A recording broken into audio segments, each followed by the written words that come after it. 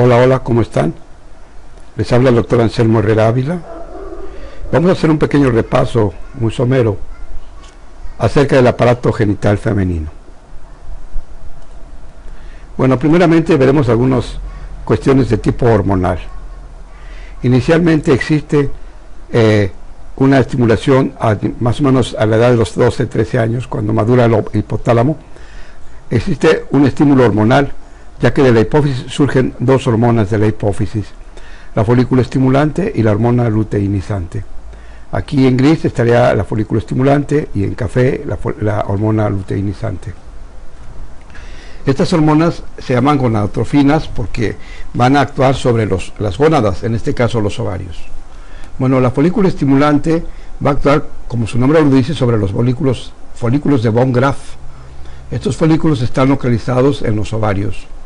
Entonces el folículo ante esta hormona va madurando paulatinamente, formando a su vez dos situaciones. La primera es que forma en la teca externa una hormona llamada estrógenos, y su teca interna va a hacer que vaya madurando progresivamente el óvulo, a través de ser protegido por la corona radiada, que es un grupo de células que lo van a acompañar, y una zona pelúcida.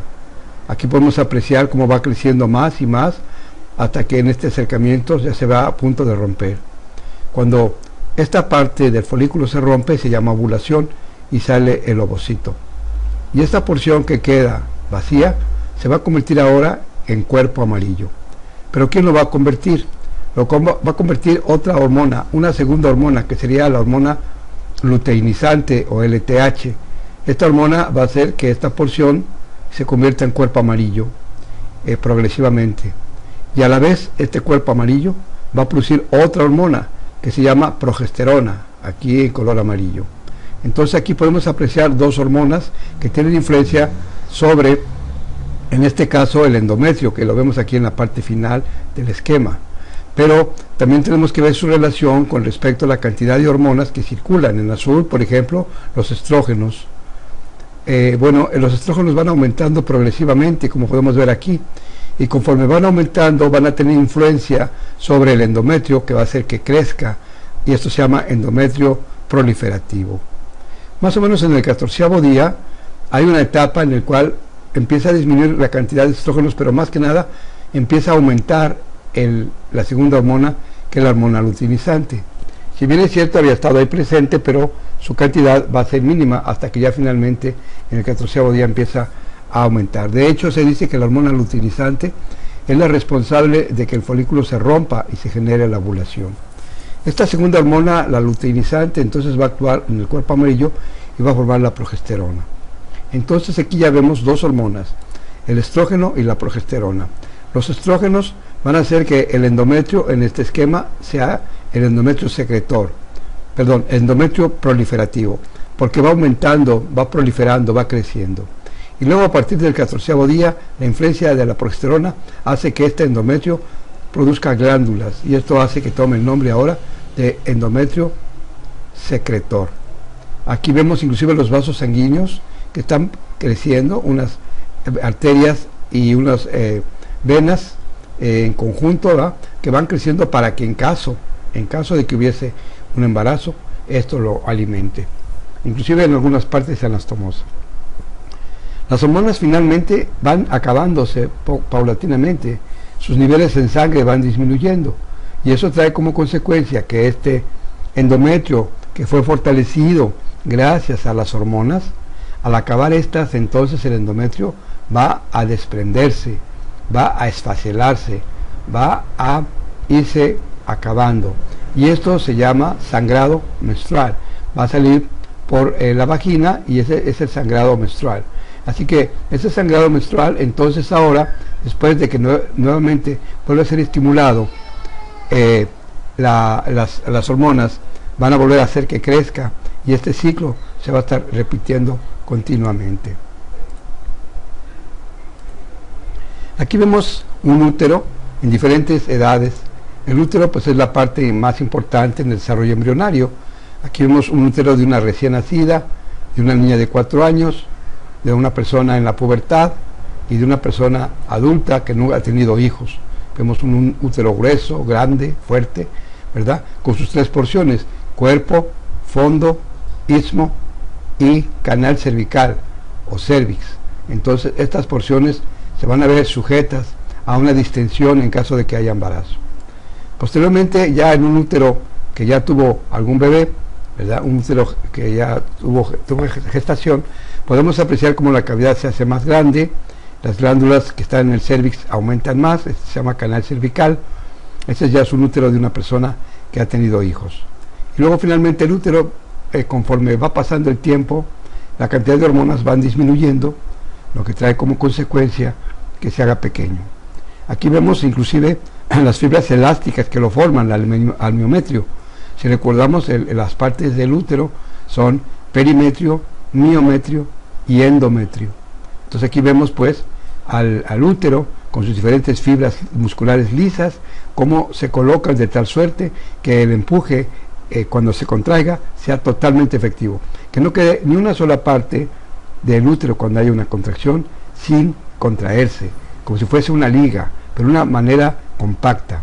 Finalmente aquí vemos el diagrama para demostrar cómo están estas fibras espirales que pasan profundamente hacia la pared y se van a unir o interlazar entre ellas.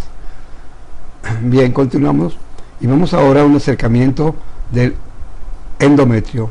Aquí podemos ver, por ejemplo, cómo hay una arteria, la arteria uterina, que lleva sangre al útero. En este caso pasa por el miometrio y llega hasta el endometrio. Vemos las arterias, que acá, por cierto, se hacen arterias espirales, ¿verdad?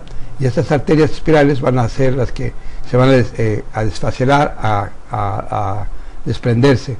Y por otro lado, vamos a ver que hay otro tipo de arterias, que son las arterias rectas. Entonces, arterias rectas, arterias radiales y arterias espirales. Entonces, esas son las arterias del útero. Aquí vemos un acercamiento del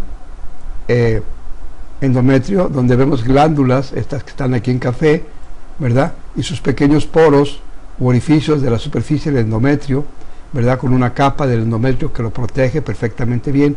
Y en esta parte es donde se va a anidar, en caso de que haya embarazo, el producto de la fecundación. Pues aquí vemos dos vasos sanguíneos, las arterias y las venas. Vemos que en algunas partes se unen. Cuando se une una arteria y la sangre de una vena, se va a llamar anastomosis.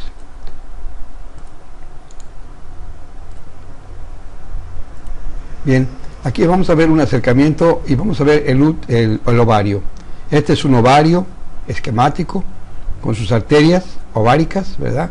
Y vemos aquí pequeños folículos que van creciendo gracias a la hormona folículo estimulante, pues se llama folículo, lo va creciendo y después van siendo protegidas por células en su alrededor al óvulo, que se llama corona radiada, y una pequeña zona llamada zona pelúcida.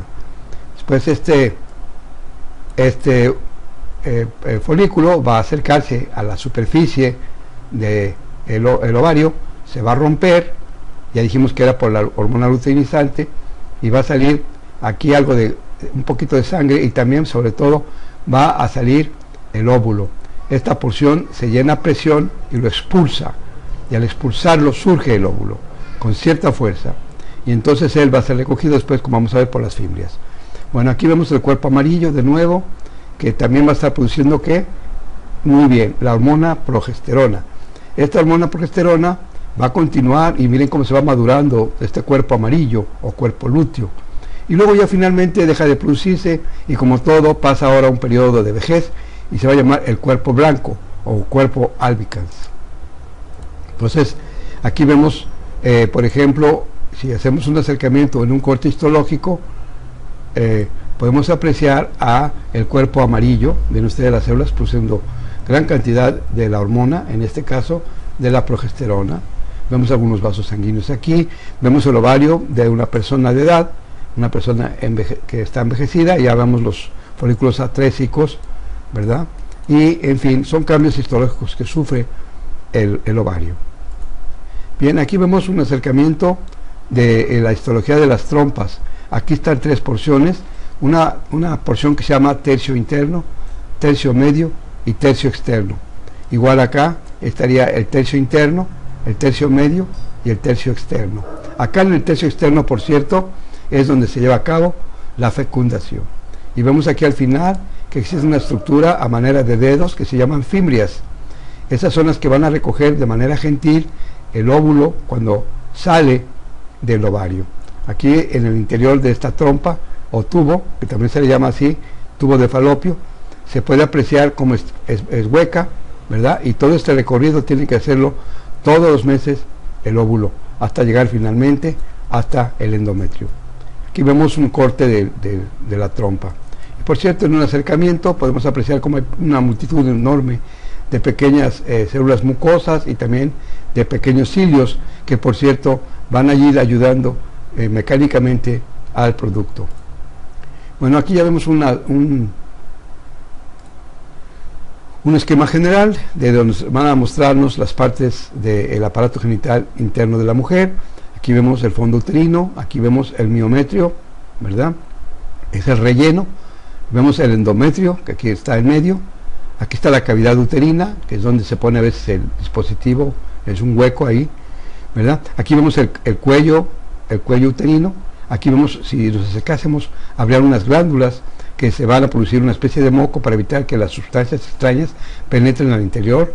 Y podemos también apreciar que hay unos ligamentos que están soportando al ovario, que se llama el ligamento útero ovárico. Aquí lo podemos apreciar. Inclusive también aquí podemos ver otros ligamentos que existen. Por ejemplo, aquí hay un ligamento que va al sacro, ligamento útero-sacro. Es un hueso que tenemos.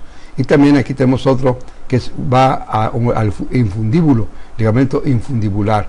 Entonces también, si nos acercamos, podemos apreciar más a fondo que en la parte posterior, porque en realidad el útero no está parado, sino que estuviera acostado como que sobre sí mismo. Aquí vemos el cuerpo del útero, el fondo uterino, y aquí vemos una parte como un hueco que se llama el fondo de saco de Douglas. Este fondo de saco se puede apreciar por dentro. Esta parte estaría cubierta por los intestinos, si lo viéramos así en el cuerpo. Aquí vemos el ligamento amarillo, ¿verdad? Que va a formar parte, ¿verdad? Aquí está en este caso, que va a formar parte de los anexos o mesosalpinx, ¿verdad? Es lo que se refiere al nombre que se le da anatómicamente a esta porción. Bueno, pues con esto terminamos de ver una explicación un poquito rápida, pero creo que es muy importante para entender lo que se refiere a el lugar donde se ocurre la anidación y por qué se da este tipo de procesos.